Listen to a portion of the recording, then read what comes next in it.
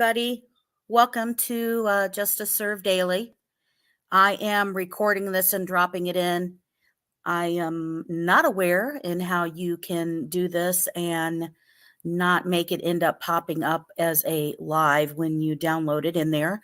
So I want to let you know that ahead of time if you don't see me shouting out things to you or at the time. So we may have some mods who may be saying hello to you and stuff while you watch this, but I'm not technically live. But I wanted to get this information out to you.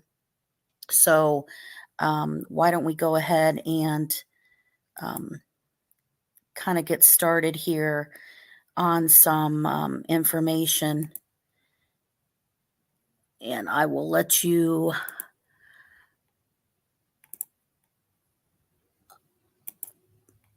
first just talk about, this is the response to the appeal case from the Indiana Attorney General's office. We are going to be going through the details of what he states, which brings up some facts about the case, which are graphic and is in regards to what he was communicating, how he was communicating, what he was doing to trick girls to send information to him, how he was manipulating them. It even mentions in there of allegations that he was a juvenile, that he had uncharged conduct, which is similar to the crime that he has being charged with. And they found that is, finding the uncharged conduct reflected poorly on his character, as well as that they bring up that he was still communicating with people in jail. And like I have brought up in other information that I found curious at the time, was that when he was arrested at his girlfriend's house, she had brought up to them that she found CSAM on his phone and a Dropbox. And they do bring up that he had some more images when he was arrested. So he did not stop that behavior when they went and picked him up in 2020. And, he also, on the devices that they collected, they go through years and stuff that was on each item, and they go back on those devices to 2011. So I thought you guys would want to know those details, but I want to give you the heads up. Like I said, just a warning that there is going to be some content in here I just want to prepare everybody for. So if this is upsetting to you, please just be aware of that. We're going to go through all of this, go through what the Indiana Attorney General said to the appeals court, and what we think is going on with that. So let's go ahead and get into that. Okay. Now we're going to look at the filing here. So this was filed on February 26th of 2024. And again, they call it the appealee response. And then Indiana Attorney General is Rokita. And then the Deputy Attorney General, who did this for the reply. So it shows all the table of contents and stuff like that, of all the details that they talk about on the first pages. Then they talk about the different cases they're going to reference to. I'm going to try to make sure to avoid those. I'm sure you don't need to hear each code, but if you want to, they are in this as well. And then, so this is the statement of issues: whether the trial court abused its discretion in sentencing KEGAN KLINE. And the second, whether KLINE's sentence was inappropriate in light of the nature of the offenses and his character. Now, I want to bring this up because KEGAN KLINE did not make any type of plea deal, although remember, he originally had 30 charges that were dropped down to 25. Because he pled guilty with no plea deal, he cannot he cannot make an appeal to of the sentencing and that he's guilty. Let me rephrase that. He can appeal that of what he got sentenced. He can't appeal that he's guilty because he pled guilty. So that's not what's allowed. So the statement of the case talks about on August 19th, 2020, KLINE was charged with, as later amended, 1 count of level 5 child solicitation, 8 counts of level 5 child exploitation, 4 counts of level 5 felony possession of child pornography, 7 counts of level 6 felony possession of child pornography, 2 counts of level 6 felony synthetic identity deception, which is, him using the picture of the officer from Alaska, and 3 counts of a level 6 felony obstruction of justice. And that's due to the fact that he went home and the one phone that would have been the current phone that he was using at the time, and during 2017 and the end of 2016, that is why he has the counts of obstruction of justice. So on March 30th, 2023, KLINE pled guilty as charged without a plea agreement. At a sentencing hearing on July 27th of 2023, the trial court sentenced KLINE to an aggregate sentence of 43 years in the Indiana Department of Correction with 3 years suspended to probation. On August 25th, 2023, KLINE filed a notice of appeal, and on December 26, 2023, KLINE electronically filed his appellant's brief, which is online docket. On January 18, 2024, the state filed a motion for extension of time. This court granted the state's notice or motion and order that the state brief of appeal be due on February 26, 2024. So they did ask for extra time to fill this out. And it was just due to the fact that they talked about how many cases they had going on at the time. So, statement of the facts. In 2017, law enforcement began investigating reports that an adult male was soliciting female minors using Snapchat and Instagram under the username Anthony Shots. The IP address associated with the user's name was traced to 67 East Canal Street in Peru, where KLINE lived with his father. On February 25th, 2017, law enforcement executed a search warrant on KLINE's house and seized 6 of KLINE's devices, including cell phones, a tablet, and an iPod Touch. A forensic search of KLINE's devices uncovered thousands and thousands of messages sent by KLINE to women and girls. KLINE often communicated with the women and girls using his name, as well as 2 personas, Emily Ann and Anthony Shots, over a number of social media applications, including Facebook, Instagram, Snapchat, Kik, and MeetMe. KLINE regularly messaged girls between the ages of 12 and 18. The Anthony Shots persona was portrayed as a wealthy and well-traveled young man with a lot of luxury cars. The Emily Ann username was depicted as a young girl who reached out to others and commented on how pretty that they were, and then described herself as being very ugly or worthless. Using the Emily Ann username, the trial court took judicial notice of the affidavit of probable cause without objection. The state refers to individuals under the age of 18 when using the word girls.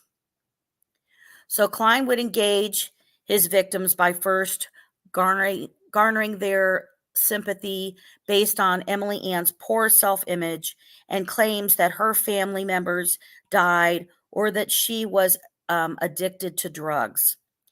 KLINE would share a picture of what purported to be Emily Ann's abdomen, which was a photograph of a minor he had found.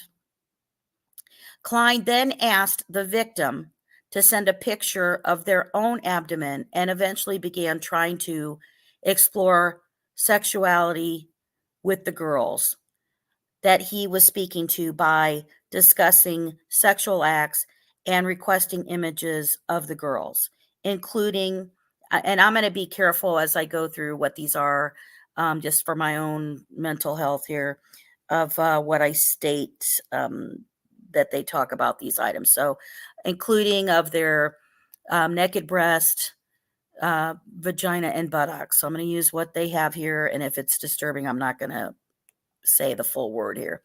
KLINE would send the girls explicit images as well. When speaking as Emily Ann, KLINE told the girls that he had a father, Adam, and a stepfather, KEGAN KLINE. He would at times tell the girls that Adam had seen the girl's image and that Adam thought they were cute or hot. He would ask whether the girl was willing to engage in sexual acts with Adam at times pretended to be Adam while messaging the girl's app. Adam would ask for images and videos of the girls and received explicit images. One time on September 7th of 2016, KLINE asked for an image from a 13-year-old girl and asked her to show more. After she sent an image of her face, the girl then sent KLINE videos of her unclothed breast and her vagina and his requests. KLINE asked the 13-year-old girl, "Would you have sucked a 37-year-old's, I'll just call it, penis when you were 10? And would you have let a grown man, I'm not going to say that, you at 8? At times, KLINE had that Emily Ann account introduce girls to her stepbrother, KEGAN KLINE, who was depicted using the images he found online of a man called Vince Kowalski. That's the Anthony Shots real person, police officer, Alaska.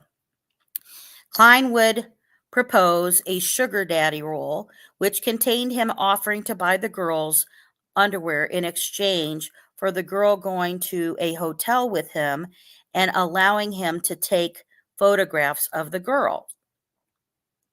KLINE would request sexual explicit images, offer the girls money or luxury items, and request to meet the girls he contacted. Now, after this, I'm going to show you the statements from the CECIL, who's in charge of the Indiana Internet Crimes Against Children Task Force, and what he says about that, because now he's saying here that he was asking them to do this, but later he actually states that they didn't find that he actually sent any money and that they didn't find that he was meeting them. So we'll get into that.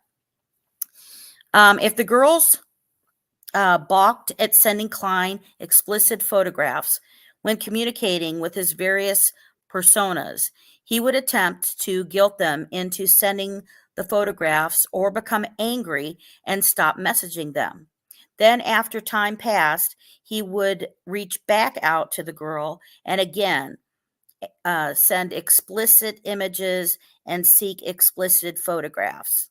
And you got to remember, these are little kids, these are very young girls, preteens that he's communicating with as well, and they're getting manipulated this way. So between April 1st of 2016 and September 21st of 2016, KLINE solicited victim 1, who was 13 years old. KLINE, under the Emily Ann username, asked victim 1 if she was willing to have girl sex, asked her want to rub each other, and he received a video from victim 1 in which she was masturbating. KLINE later sent victim 1 the same video as well as another image of 2 to 4-year-old child playing with an adult male's penis, and told victim 1 that he repeatedly masturbated to that video of her.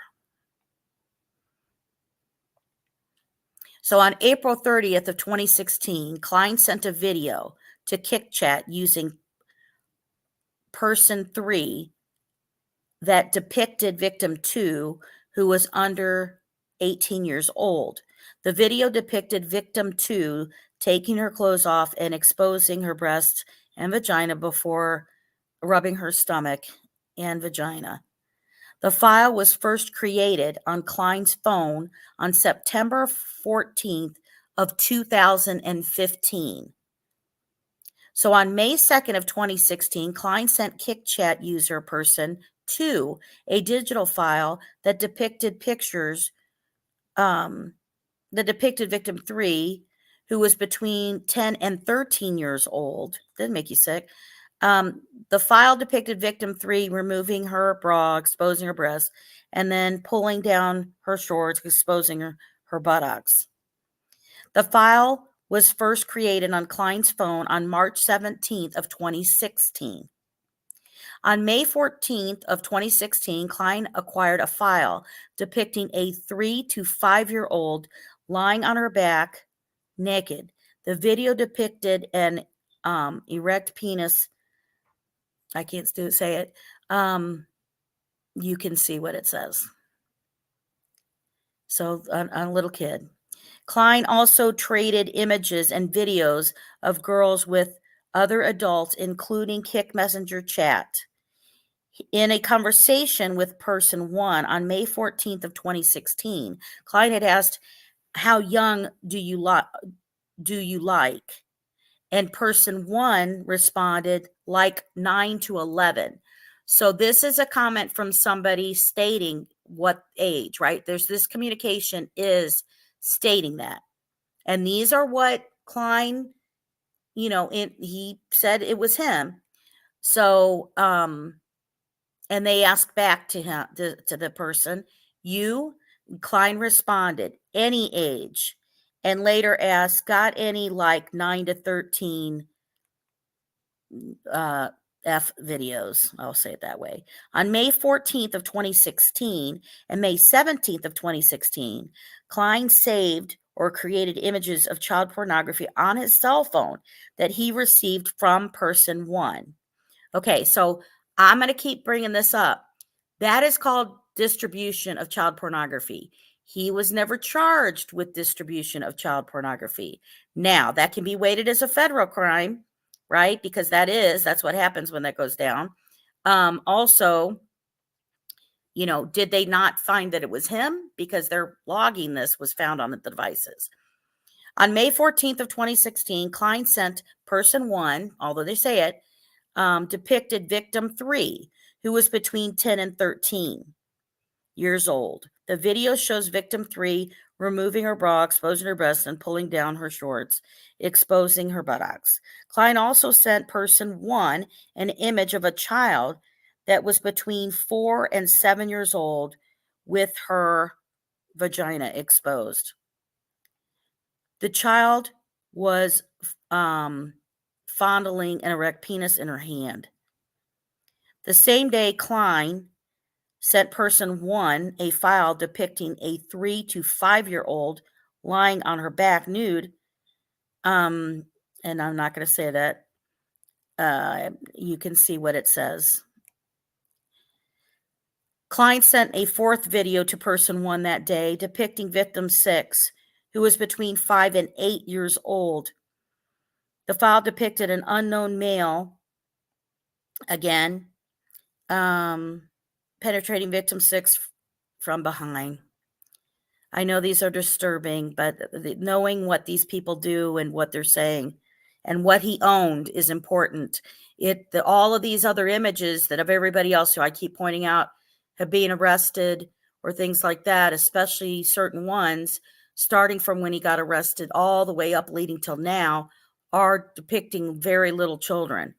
That's the common part of what's happening here. So on May 16, 2016, KLINE sent a person an image depicting victim 7, who they identified as being 14 years of age when communicating. The file depicts victim 7 exposing breasts. The same day, KLINE also sent person 1, again, a file depicting victim 8, a child between the 4 and 7 years old. The file depicts the child on her hands and knees, and its penis being rubbed against her. So you can see this. When officers searched KLINE's devices after seizing them on February 25th, 2017, they found thousands of images or files on KLINE's devices, of which hundreds were child pornography and child erotica. So it had thousands of images. A number of these images corresponded to images KLINE had shared with persons 1, 2, or 3. When executing that search warrant on February 25th, 2017, police did not find one of KLINE's cell phones, an Apple iPhone 5C. And if you've watched the original when I first started the channel, Kegan Kline's devices, what did he have, all that. I talk about all the apps, everything he used, what we busted with. And then I go into about Yellow app in that one. That's my very first video. And then the second, I did one that was just about Yellow app, which you notice is not listed here. But you should go see the original videos of that. I go through stuff with it. So after they law enforcement left KLINE, deleted the Snapchat, Instagram, and Meet Me applications from his phone, 5C. After deleting the applications, KLINE contacted law enforcement to inform that he had not collected the cell phone, and he turned the phone over to law enforcement. Police were able to identify approximately 11 juveniles from the images, videos, and KLINE's social media communications, but were unable to identify many of KLINE's victims. So there are charges he hasn't faced because they haven't identified them. What does that mean? The people who do identify that would be the National Center of Missing and Exploited Children. Anytime they bust somebody with those, if they can't figure out who it was directly, the feds will work with that, work with National Center of Missing and Exploited Children. They'll help to identify the victims. In some cases, they're going out to help rescue those victims, right? And then once they identify them, then the charges and stuff would be made. But the priority is always rescuing kids from it. And we had many Northern Indiana perpetrators. If you want to watch when I follow these people, I have CSAM videos that I kept doing. And I have more that I need to do because I can't keep up with all of them. But some that were the worst of the worst I have coming up that were the ones who produced it. Their social media accounts indicated that the majority of KLINE's victims were within driving distance from his home. In my video, I also go through all of the locations and that he had relatives and people he knew that lived in the towns where he had got images from these girls. so that he knew, and there were, where they were, because he had family in those areas. KLINE was arrested on August 19th of 2020 at his girlfriend's home. KLINE told officers that the 2017 search warrant had been a wake-up call and he no longer had problems with child pornography. Investigators found 2 images of child sexual abuse material on KLINE's phone, which had been placed on the phone in 2019. So KLINE had also continued to reach out to minors on Instagram and send them sexual messages. And if you remember, his girlfriend at the time had also, when she found that Dropbox, said that she found a friend of hers that she knew, because she believes that she was a victim of him as well and had been groomed, because when he moved in with her, she was only 18. So in text message conversations sent in 2019, KLINE told his girlfriend he had a dream about her being a 12-year-old and having sex with her.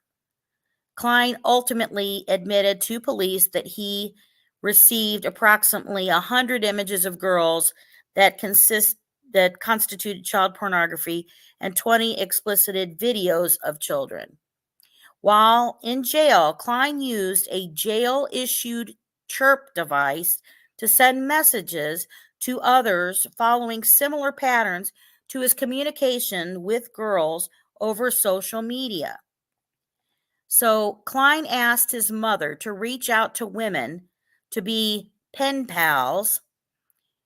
KLINE began to communicate with other women related to or associated with other inmates, and women that reached out to him after his arrest became known in association with the present case and the murder of 2 children. In those conversations, KLINE quickly became sexually explicit and referred to people as princess and regularly described their body parts as little or tiny. As later amended, KLINE was charged with 1 count of level 5 felony child solicitation, 8 counts of level 5 felony child exploitation, 4 counts of level 5 felony possession of child pornography, 7 counts of level 6 felony possession of child pornography, and 2 counts of level 6 felony synthetic identity deception, and 3 counts of felony 6 felony obstruction of justice. On March 30th of 2023, KLINE pled guilty as charged. KLINE has no adult criminal record, and his juvenile history is limited to 2 unknown allegations, one of which was dismissed, and the other resulted in an informal adjustment. At sentencing, the trial court found that KLINE had committed uncharged conduct similar to the charged conduct in this case from 2011 to 2017. At the sentencing hearing on July 27th of 2023, the trial court found aggravating circumstances in that 1, the harm, injury, loss, or damage suffered by the victims was significant and greater than the elements necessary to prove the commission of the offenses. 2, that KLINE has a history of criminal and delinquent behavior. 3, the victims of some of the offenses were less than 12 years of age. 4, KLINE was in a position of trust or control over his victims. And 5, KLINE's sexual behavior and attitudes and selfish, manipulative character support the imposition of additional sentencing consequences upon him. So the trial court found that mitigating circumstances that KLINE pled guilty and saved the state the expense of a trial and his victims the necessity of testifying, which was tempered to some extent by the substantial evidence. The trial court found that there were 13 different episodes of criminal conduct. The trial court sentenced Kline as follows for the aggregated 40-year executed sentence and 3-year sentence of probation. So here they break down each charge, what level they put it in, and what normally the sentence would be. 5 years, 3 years. These are all the breakdown and stuff from it. Possession of, as you can tell. And continued. So this is their summary. The trial court did not abuse the discretion of sentencing Kline's arguments regarding the consecutive nature of his offenses and found improper aggravating circumstances are more properly treated as a claim that the trial court abused its discretion at sentencing. That's what he's trying to claim. The trial court properly applied the statute and determined separate episodes of criminal conduct for each count of possession of child pornography. The trial court considered the date that Kline acquired each file of child pornography and found 5 separate episodes of criminal conduct existed based on those dates. Next, the trial court did not find that Kline's failure to seek counseling, further education, or obtain a driver's license were aggravating circumstances. But even if it did, the trial court may find aggravating circumstances that are not statutory identified. Even if the trial court found an improper aggravating circumstances, it would be harmless considering the 5 uncontested aggravating circumstances found by the trial court. The trial court did not abuse its discretion at sentencing. So 2, Kline's 43-year sentence was not inappropriate. Kline's offenses are disturbing and horrifying. Over the course of thousands of messages, Kline groomed numerous minors and in the process convinced them to send him sexually explicit images and videos of themselves. The harm, injury, loss, or damage suffered by the victims was significant and greater than the elements necessary to prove Kline's offenses because he possessed more images of child pornography and exploited more girls than the number of charged victims, which again, they didn't find all of them. He's not charged with every single one of them. So moreover, his victims were at times significantly below the statutory relevant age, and he wormed his way into his victims' trust and then used them for his own perverse desires. Kline's character is also not because he has engaged in criminal and delinquent behavior for an extended period.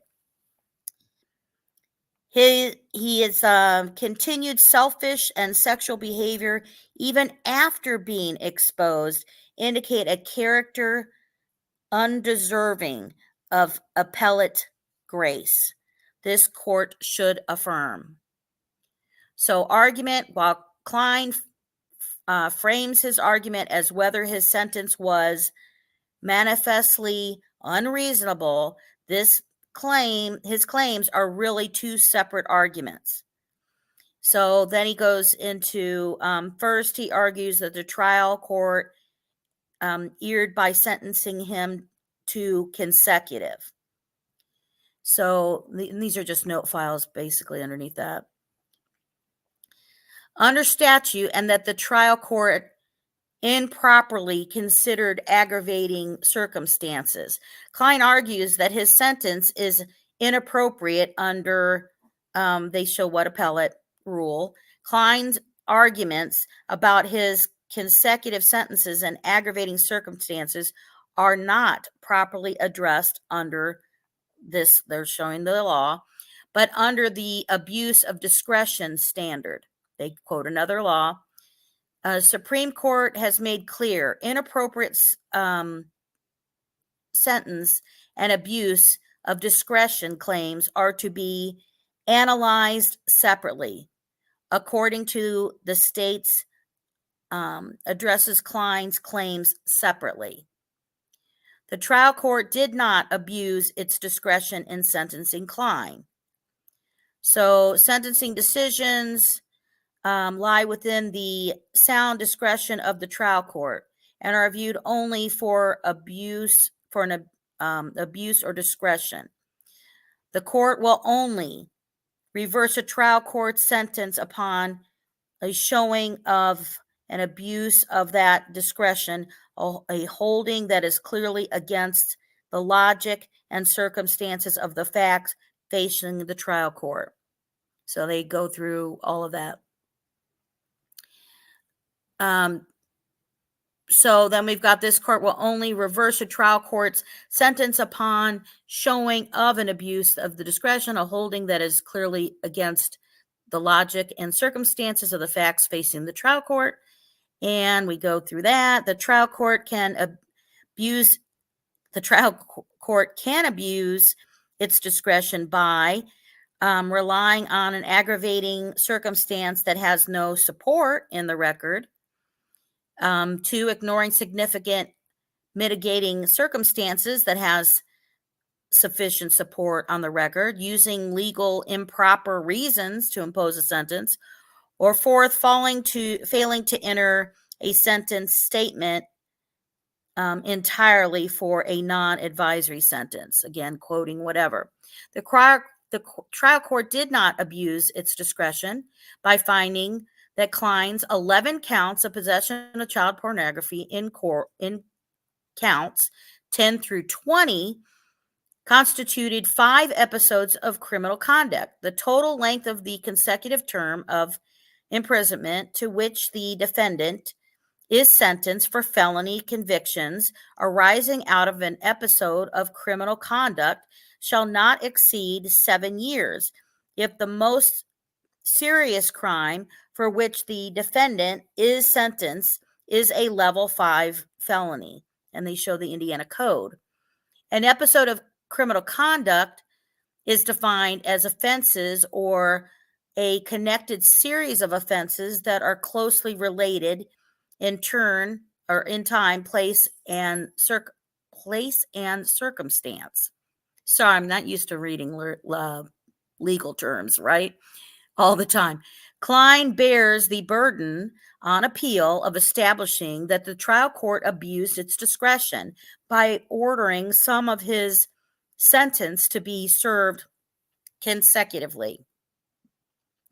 So then they have it. The defendant has the burden of demonstrating that the trial court abused its discretion in determining his sentence. KLINE has failed to establish that the trial court abused its discretion in sentencing him.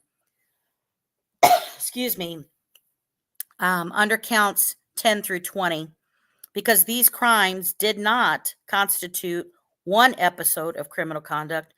The trial court made a specific finding of fact that KLINE's crimes constituted 13 episodes of criminal conduct, with counts 10 through 20 occurring over 5 episodes of criminal conduct.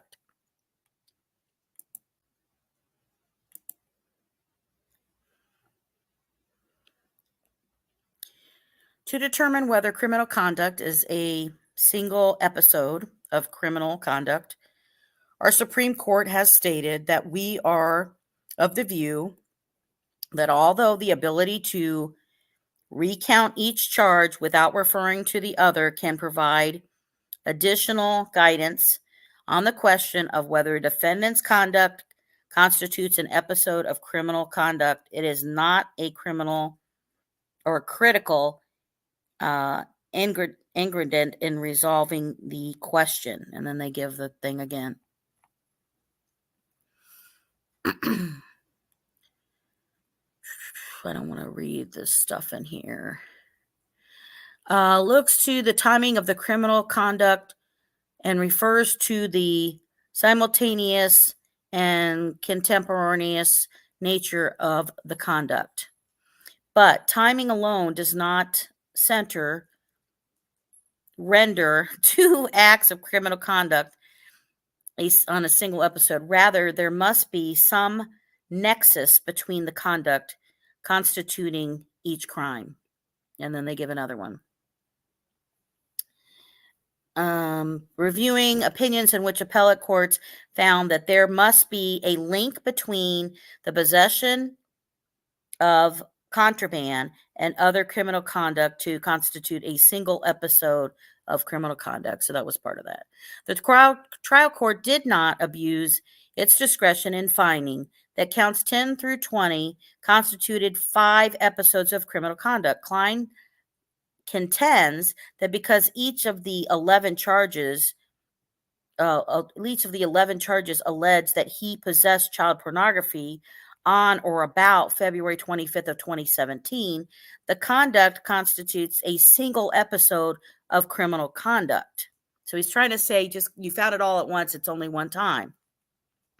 On February 25th of 2017 was the date law enforcement executed the search warrant and seized KLINE's devices containing the child pornography. If that was all the evidence presented at sentencing, the 11 charges for possession of pornography may have constituted a single episode of criminal conduct. And so they go through this. Then they go through another reading and another example. And that's another one. We'll skip over that. But the trial court heard and was presented with evidence that the images of the child pornography KLINE possessed were acquired or created on his devices on 5 separate dates. So the child pornography acquired on different dates constituted different episodes of criminal conduct.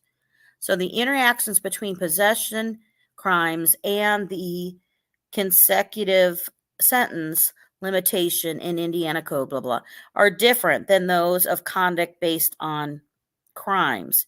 As this court has noted, common sense dictates that the simultaneously or near simultaneous acquisition of several of the images of child pornography would most likely constitute a single episode of criminal conduct, while the acquisition of the same images separately over the course of several days, weeks, or months would most likely not. Again, there's another statement of a date. But where there is evidence that the child pornography or other contraband was acquired at different times, there is no link or nexus between the acts of possession. And that's probably part of this other one. The state. All right. KLINE's convictions for possession of child pornography constitute 5 episodes of criminal conduct because, as the trial court noted at sentencing, the pornography was acquired on the 5 different days. The file constitutes count 14 was acquired or created on KLINE's phone on September 14th of 2015. The file that constituted count 15 was acquired or created on KLINE's phone on March 17th of 2016. The files that constituted counts 11 and 12 was acquired or created on KLINE's phone on May 4th of 2016. The files that constituted counts 10, 16, and 17 were all acquired or created on KLINE's phone on May 14th, 2016. Finally, the files that constituted counts 13, 18, 19, and 20 was all acquired or created on KLINE's phone on May 17th of 2016. Because there were evidence before the trial court that KLINE acquired the files on 5 separate dates, the trial court did not abuse its discretion in finding there were 5 separate episodes of criminal conduct in counts 10 through 20. The evidence showing that KLINE downloaded the child pornography on 5 dates was sufficient to show 5 episodes of criminal conduct. And then they give another example. And the state presented evidence tending to show that the pornographic picture files were downloaded to the external hard drive found. Oh, this wasn't part of that case too. Sorry. Only listed the date and the possession of child pornography. There was evidence showing that KLINE began possessing the contraband on 5 different dates. This is sufficient to prove that there were 5 separate episodes of criminal conduct, so the trial court did not abuse in discretion in ordering KLINE serve an aggregate 14 years for the 11 convictions for possession of child pornography. The trial court also did not abuse its discretion by noting that KLINE had not sought counseling, obtained a GED or a high school equivalency, or obtained a driver's license. KLINE argues that the trial court improperly considered these factors at sentencing, but the record indicates that the trial court did not find these factors were aggravating circumstances.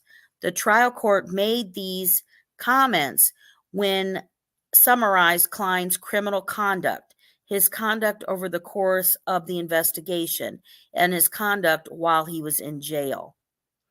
After making what is called initial comments, which included the comments KLINE challenges, it then explicitly began to list each aggravating and mitigating circumstance.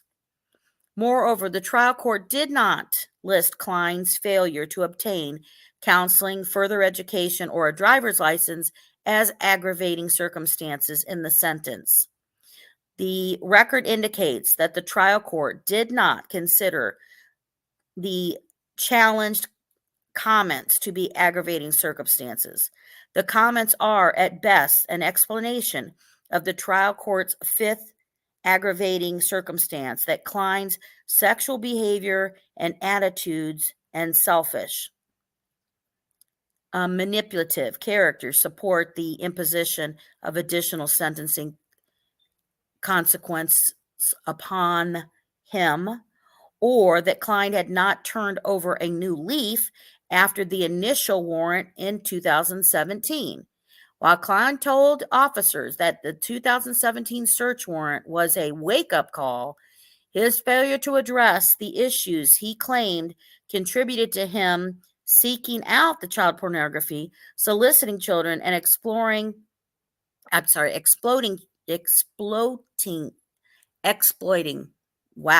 children shows that he had not taken efforts to correct his behavior and attitudes.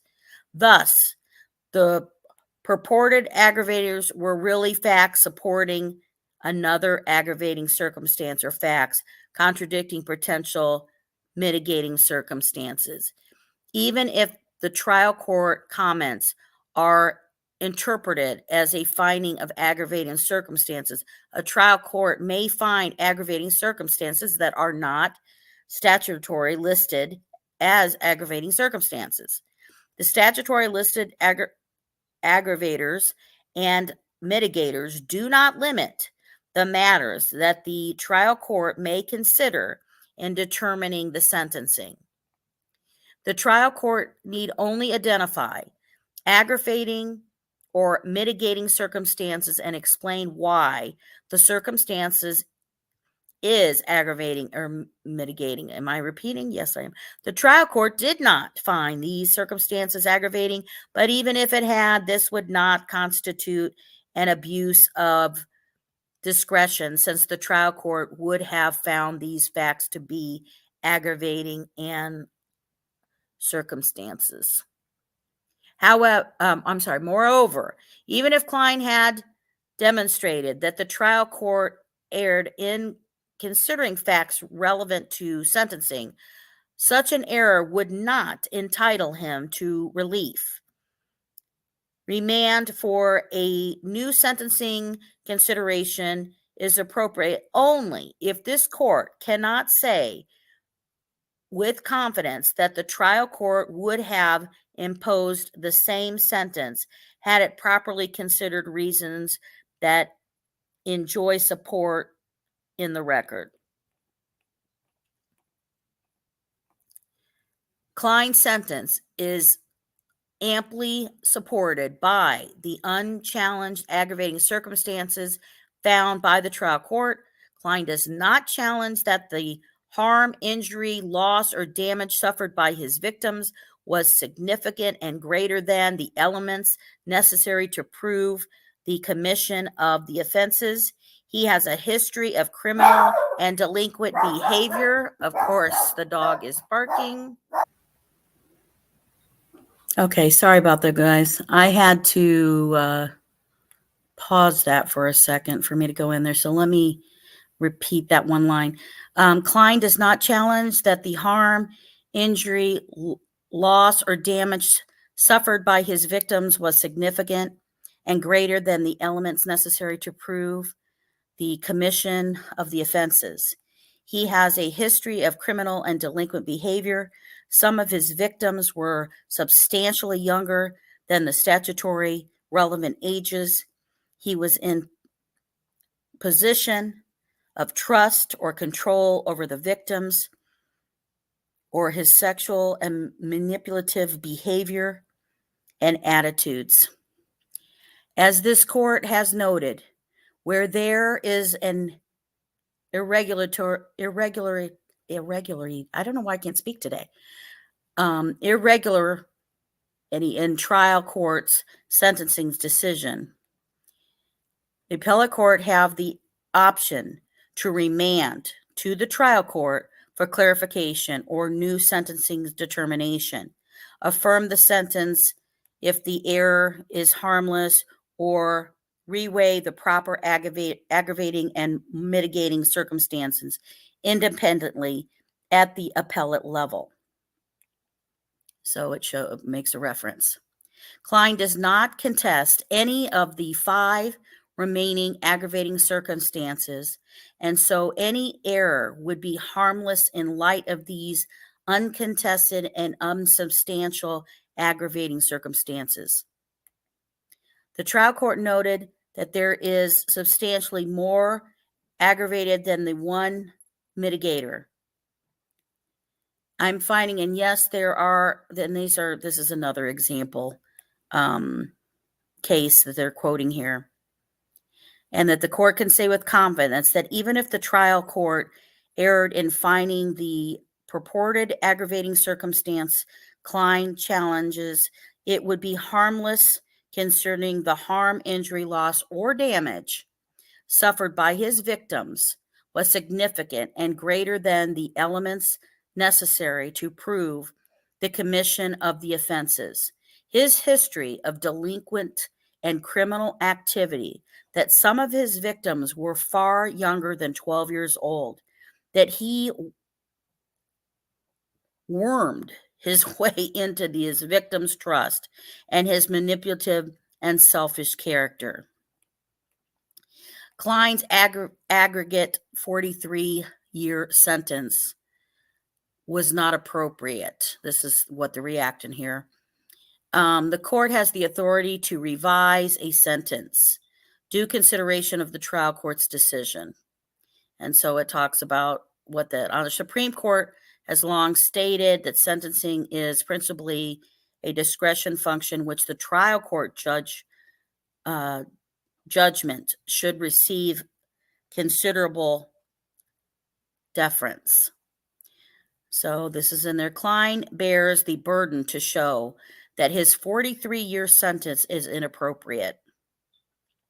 To carry his burden, KLINE must prove compelling evidence portraying in a positive light the nature of the offense, such as accompanied by restraint, regard, and lack of brutality. And this character, such as substantial virtue traits, blah, blah, blah. This is, again, another court. In assessing the appropriateness of sentencing, a relevant court looks first at the statutory range established for that class of offense. KLINE committed a level 5 felony child solicitation, the level 5 felony child exploitation, level 5 and level 6 felony possession of child pornography, level 6 felony synthetic identity deception, and level 6 felony obstruction of justice. The trial court sentenced KLINE to 40 years in the DOC, Department of Correction, and 3 years suspended to probation. The sentence range for a level 5 felony is 1 and 6 years, with an advisory sentence of 3 years. And the sentence range of the level 6 felony is a 6-month to 2 and 1.5 years, and an advisory sentence of 1 year. 4 of KLINE's charges were each sentenced 1 year above the advisory sentence, but otherwise his charges were all advisory sentences. Year sentence was only slightly above the advisory sentence for his offense. The nature of KLINE's offenses does not warrant a revision of his sentence. This court's consideration of the nature of the offense recognizes the range of conduct that can support a given charge, and that the fact that the particulars of a given case may render one defendant more culpable than another charged with the same. And it gives an example. He solicited, KLINE's offenses are disturbing and horrifying, and he solicited and groomed young girls using false identities, and as a result, he received approximately 100 images and 20 videos of child pornography. KLINE preyed on young girls between the ages of 12 and 18, grooming them to send him explicit images of themselves by eliciting their pity of Emily Ann or appealing to them as Anthony Schatz. KLINE convinced the girls to send him images and videos that depicted their unclothed breasts, vaginas, and buttocks, or even videos of the girls masturbating. He also possessed images of children who were far younger, including a file depicting of a child between 2 and 4, and I won't repeat all those. In addition to seeking explicit images of the girls, KLINE would ask whether they would be willing to engage in sex acts with him for money, drugs, or other goods. He also traded child pornography with others online. Now that's distribution, guys. Where's that charge? That's going to come down federal. That is not considered double jeopardy. And I showed that in the charges. I went through that big case about when I covered about KLINE and Richard Allen. Go check out that video if you haven't seen it. Those are not double charges. Federal and state can exist at the same way and can still be added to him. From the comfort of his home does not make his sentence inappropriate. KLINE used the anonymity of the internet to groom and carry out his criminal conduct, which would have likely been impossible otherwise. KLINE also asked many of the girls whether they would meet him, offered them money to meet him, and the majority of his victims were within driving distance of his residence. So that they don't say he met with them, and we'll talk about that right here at the ending. KLINE has failed to carry his burden to provide compelling evidence portraying the nature of his offenses in a position light necessary to prove that the trial court sentence was inappropriate. Moreover, the harm, injury, or loss caused by KLINE's conduct was significant and greater than the elements necessary to prove the offense, because the state presented evidence that KLINE convinced girls to send him hundreds of images of child pornography, and he possessed these images despite only being charged with 11 counts of possession of child pornography and 8 counts of child exploitation. The volume of child pornography in KLINE's possession and the number of girls he exploited was far above the numbers in the charges to which he pled. So remember, we don't have people who are identified. There was said that he had 15 victims, but he was only charged for about 6 to 7 who they were ever able to identify at that time. So let's see. This is another court thing. The harm, injury, or loss caused by KLINE's conduct was significant and greater than the elements necessary to prove the offenses and show that his sentence was not inappropriate.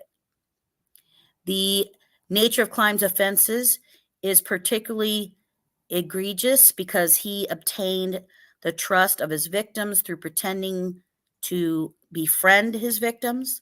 Then he abused their trust by soliciting and exploiting them to fulfill his own perverse sexual desire. Reflects poorly on his character. Then it goes to another case. KLINE groomed and deceived his victims into trusting and befriending. He then abused the trust to obtain explicit images of the young girls, and he sought to meet them. KLINE's sentence was not inappropriate considering the violation of his trust with the victims. Further, a victim's age that is significantly below the statutory requirements may be considered when this court looks at the nature, extent, and depravity of the offenses. Again, it talks about the different case. Another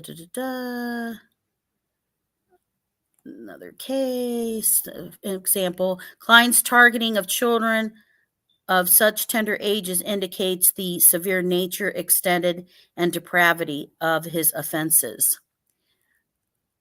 The extremely tender age of KLINE's victims make his already horrifying conduct particularly egregious. KLINE's character also shows that his sentence is not inappropriate. A defendant's life, that's another case. I don't want to do that.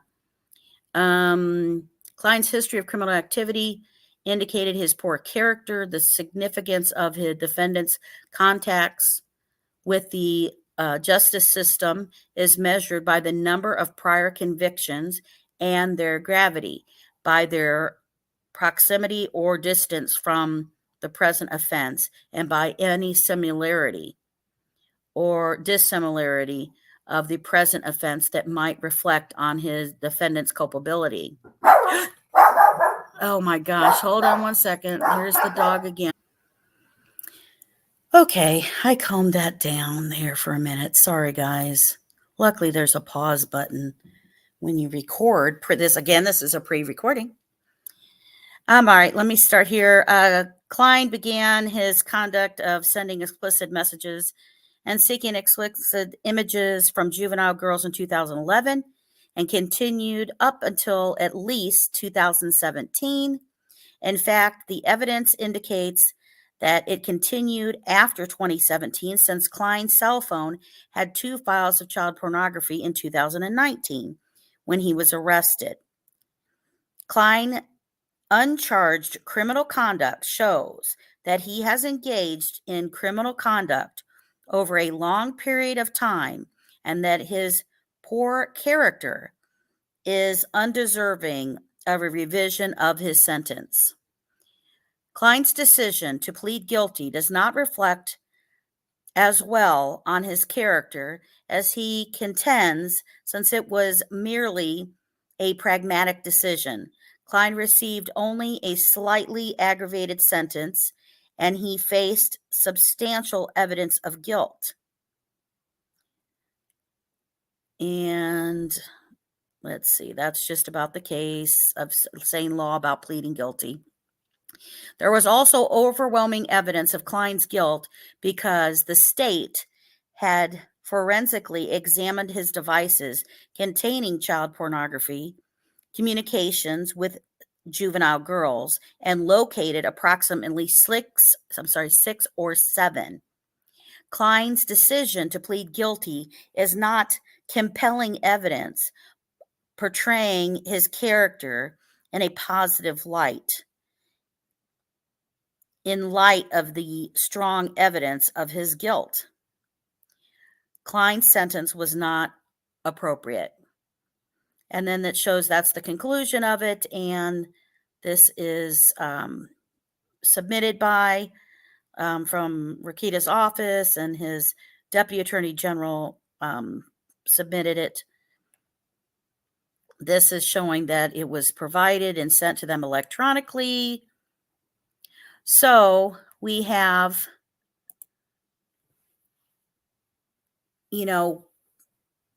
him with these, with these documents, with this stuff that he caught on the devices. The big device we didn't get was the device showing that he was communicating, and who really was communicating with Libby at the time. And we know that there was communications going on starting on that Friday, and that also had him communicating. He said he's communicating with her friend, not with her, and that these were simultaneously going on at the same time. So let's look at this that I want to share with you. So this is the information that came from his court hearing for his sentencing, and information that came. So during the sentencing on July 27th, State Police Commander Christopher Cecil testified. Cecil did the forensic examinations of the electronic devices seized from KLINE's home in 2017, but he claims he was not asked to analyze them until 2020. We know that from the probable cause affidavit, that they sat on that. Everybody has wondered, why the hell did Kegan Kline not get arrested right away? And I would argue with you that, honestly, it was because they were more worried about securing the Delphi. And just like about Brent Eastman, and if you haven't watched that horrific person he was arrested in Anderson, but he also lived in Delphi. He is out on bond, and he had horrific and tons of stuff that involved babies. And in that, I show because of the law in Indiana, it is not considered severe of having the ownership of those items versus production of those items, right? But if somebody has thousands of items, what do they have those for? So anyway, I argue that because in 2017, they're trying to track down more information in 2017. They kind of go on from that, even though they're checking into the Anthony shots and stuff from that. And they don't reassign Vito, right? Detective Vito from the Indiana State Police. He's not assigned in there until 2019. Ironic, because that's when we have the press conference that they say they were taking a new focus and stuff. And they came back to 2019, which then you have Kegan Kline, who is arrested in August 19th of 2020. And then we don't all know about it publicly until December of 2021, right? And that was before they did, right before they announced it, they quickly go and do the search warrant on Brent Eastman's home. Happens to be timed in there, coincidence. They do have a second search warrant that we don't have a probable cause for on Tony Kline's home as well. But so anyway, so he claims that was not asked to analyze them until 2020. Cecil said he did a forensic exam on 7 devices, 5 phones, and a tablet and an iPod. Cecil testifies Kline's devices had several social media apps and had profiles of Emily Ann and Anthony Shots. Cecil claims that Emily Ann profile targeted girls 12 to 18 years old. The profile would then direct the girls to KLINE's real social media profile and would ask, "Would you have sex with my dad?" The victims of the Emily Ann account were from all over the country. The reason I'm pointing this out in this statement is because when you cross state lines, that is when it becomes a federal case. Those federal charges have not happened for who is operating as Anthony Schatz and the Emily Ann. And I argue that that's since they indicate they hear two people talking, or I'm sorry, they see two people talking, that I believe is going to be not only Kegan Kline facing federal charges, but I believe Tony Kline facing federal charges because they talk about two devices simultaneously accessing things when they look into it. So when you cross state lines, that makes it federal. And when it gets into there, then they also have to identify the victims. And that's when federal authorities have to work with the National Center of Missing and Exploited Children because they have the technology to help identify the victims. And their first priority is going to be to save any children that's in harm. So anybody who's producing it, as soon as they find out who those are, they're going to go out to save those kids.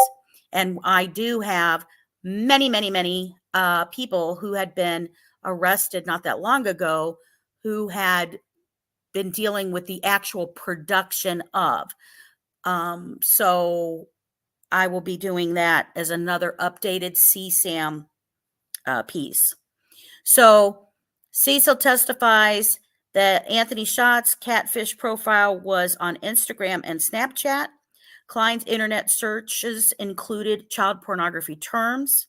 Cecil claims investigators were able to identify 6 or 7 underage female victims of Kline's crimes among the more than 100 sexual photos on his devices. When questioned by the defense, Cecil said there was no evidence that Kline ever paid for photos or ever met anyone in person that he messaged online. Now, that is awful interesting, right? Because we know of Kayla, right? If you don't know of Kayla, go watch my video of Kegan Kline, the setup meeting for Richard Allen video. You need to go look at that. Also, I would check out the other videos talking about the dangers of social media, what was on his phones, and also about the Yellow app. I did that video back in August of 22, was one of the first videos I wanted to do when I finally made my show or made the channel, and nobody would talk about it. Nobody was really covering how much of this CSAM was going on. And so that's why, I actually had done it. Took that logo off the top. Sorry, I didn't realize that was blocking some of the verbiage on here. Okay.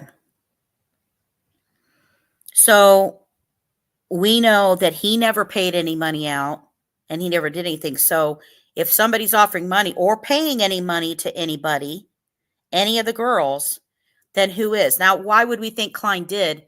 By the way, Kline didn't have a job. He didn't have a high school diploma. He sat at home. He dropped out of high school. And by the way, during this case, if you did not know this, I'll just kind of fill you in. If you don't know this, one of the things he also admitted to is that he talked about that he was molested as a child. Now, I'm not trying to make excuses for him. What happens to you as a child, you can break a cycle of, you can decide whether you continue that or not. You figure that stuff out. But he sit here and we now know had a juvenile record of two accusations, right? 2 things, one dropped, one sit here and go back that they say is similar to this. So what did he do that he was accused as a juvenile as? So we know it happened before these phones, before that age, because the phones that he currently had showed that he started doing this at 20 when he was 17. So what was he doing prior to that? Remember, he also shares the story that when he's a teenager, he brings a girl home, and his father, he says, who was, you know, in his 40s then, it had sex with a teenage girl.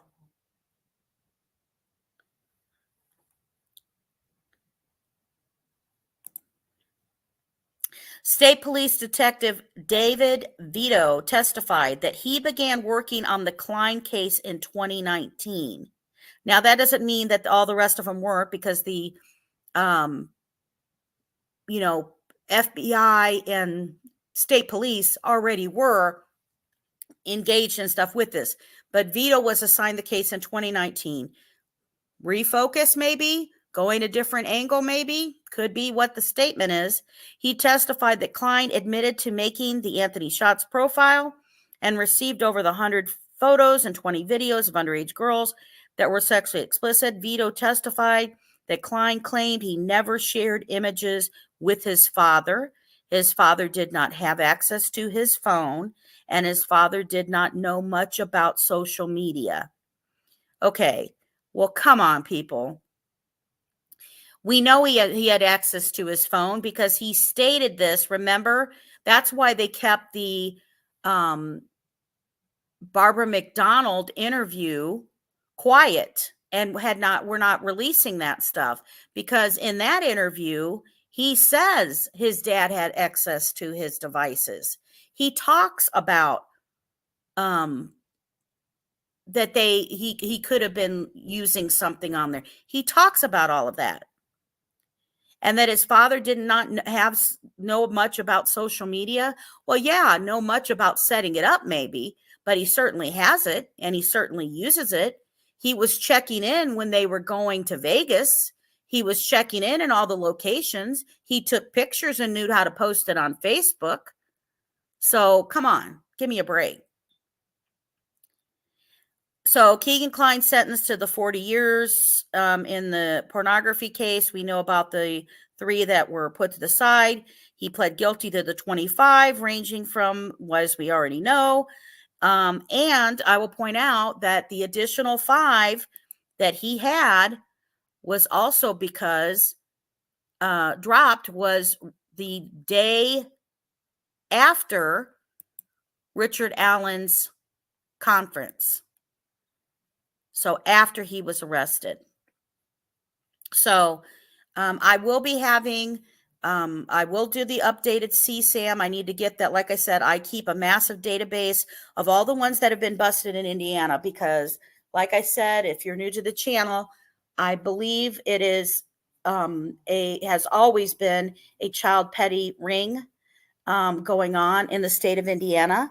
I cover that when they talk about that they tell Kegan Kline during his interview, hey, your stuff on your devices and things will open up the largest Indiana case of child pornography. And I talk about that being scary because of the history of Indiana actually having a child petty ring in the state that we've had, that was started out of England, and that we had 2 people who were busted here that was a server, and it led not only to Operation Nest Egg, but Operation Bulldog, that was because of another guy we found in Bloomington. Now, if you have not watched that, that's one of the early on videos that I did, because I wanted to point out we've had an international child petty ring here in Indiana that was busted before. So if you want to see that video, that's Delphi Murders International Child Pedophile Ring, and you can be able to find that. And like I said, if you also are new, we have the Delphi Murders. Did Kegan Kline use the Anthony Shots and Yellow app to track the girls. I explain about that. And then that's part of a clip actually that I talk about, a portion of what I talked about in the full very first video I ever did for this channel, which talked about Yellow app, the first one. And it was the Delphi murders, what was on KEGAN KLINE's devices and on the search they did. And it talks about the dangers of social media. I go through all of that, but that is the first time that I mention Yellow app, because I wanted to do it, because I kept sharing it. Actually, at the time I kept trying to share it with a couple other creators, and they weren't kind of really going into it. And so I was like, you know what? I kept having so many people say, just go ahead and do a channel. And because, that this Delphi case bothered me so much, being here as a parent and hearing when the girls went missing, and then the next day that it turns into a murder, was just shocking as could be. And that is why I started following all of that stuff. But since I started, and since KEGAN KLINE was arrested, I've been tracking the people arrested for child pornography, CSAM, solicitation, production, because I believe this will be another FBI bust, similar to the international pedophile ring that was here before, and worse, even maybe potentially a child sex trafficking. And we'll see, and the answers will come soon enough. But I wanted to go through that appeal. The appeal is still pending of what's going to happen. In my opinion, I think if KEGAN would have talked at the beginning to tell some stuff, they offered him that these would disappear, and he didn't take it. And then when he didn't do the plea deal, he later finds out from his attorney that he could have got as little as amount of 10 years. I think that they believe that he still knows more information, and who, meaning Anthony Shots, was that set up this meeting. And I think that they will, either prior to closing out this appeal or after the appeal, in my opinion, I believe that they will offer to take some time off of this for him, and what charges he would face if he would tell all that he knew about Anthony Shots' setup and things going on. I'm sure on his devices, they've already started busting everybody that they were trading and doing everything with. They have, they started doing that. It's not done. It's not done. I think some of the arrests that have been for production have been for some of the children that have been in some of those videos. And again, when I do the CSAM about production, you'll see how many went down in Indiana just from that piece. And I think Eastman and Logan, in my opinion, are related to that. The coincidence of Delphi is awful interesting, right? And I don't mean, I mean related to the actual CSAM. I want to clarify that. And if there's anything else, we'll learn it and know it. But I think that they would give him a deal of reduce some time and take that off. Now, he may take that and he may get less time, but that's not going to count when the feds walk up to him and they say, guess what?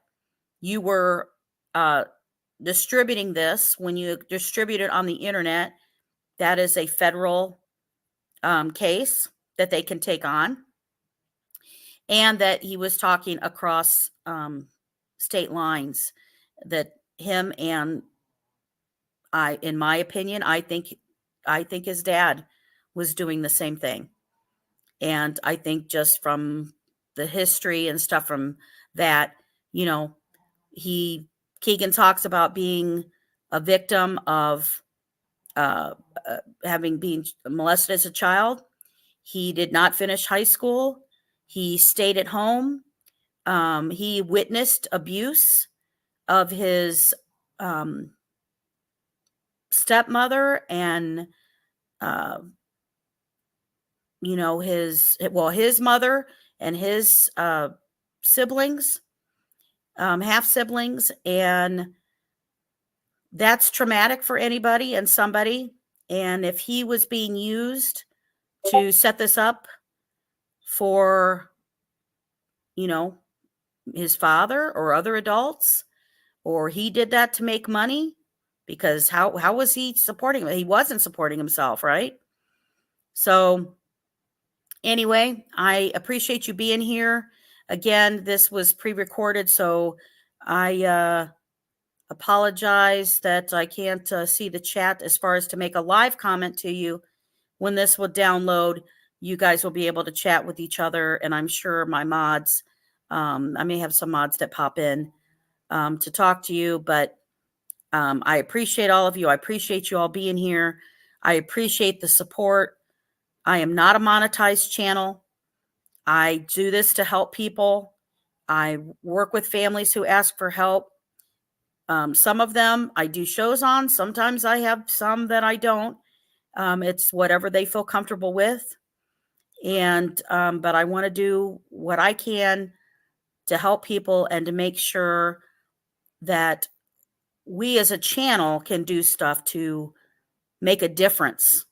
And a lot of this for CSAM, we can help change the laws. So I appreciate you being here and caring about this. And thank you so much. And thank you always for making sure that justice is served daily. Goodbye, everybody.